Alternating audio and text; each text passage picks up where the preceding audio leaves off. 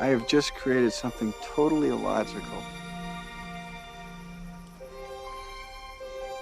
That's what I like about it. I chose Field of Dreams because I thought it might be a classic. Sometimes we like to take a look at what we think might be a classic film on the podcast. This was also a listener suggestion from a good friend of the pod, Pav, who came onto the episode to discuss it with us as well. It's one of his favourite films. So the film is about a man, played by Kevin Costner, who builds a baseball field in his cornfield in Iowa, and then the ghosts of baseball players come along to play baseball on it. So that's kind of it in a nutshell. At the time of recording on IMDb, it gets 7.5 out of 10. The critics on Rotten Tomatoes give it 88%, and the audience on Rotten Tomatoes give it 86%. So that averages out about 83%. It's usually around what we see with these classic films, isn't it? So what did you think of it then going in? I really enjoyed it. I hadn't seen this film before, but I do think it's parodied, it's quoted quite a lot in pop culture, so some of it did feel quite familiar to me.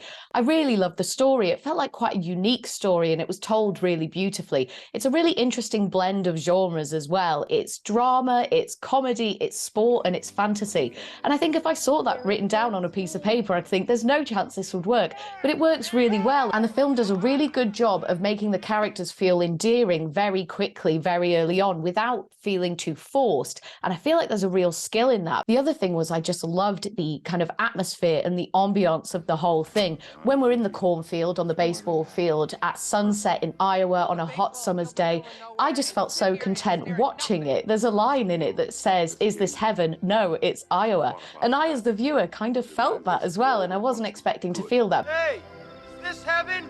No.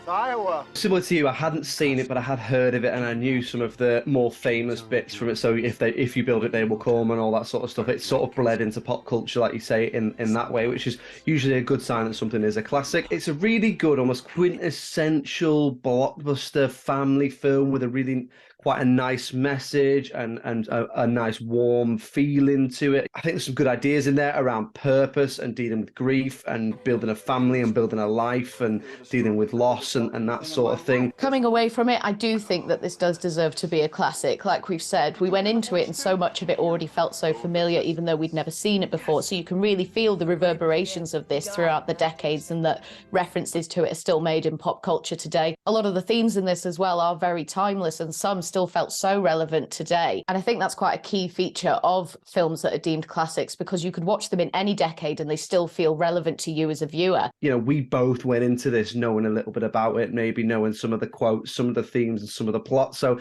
the fact that, like I've already said, has bled it into pop culture and into the general knowledge of everybody, I think, or a lot of people, it sort of tells you that it is a classic, really, doesn't it?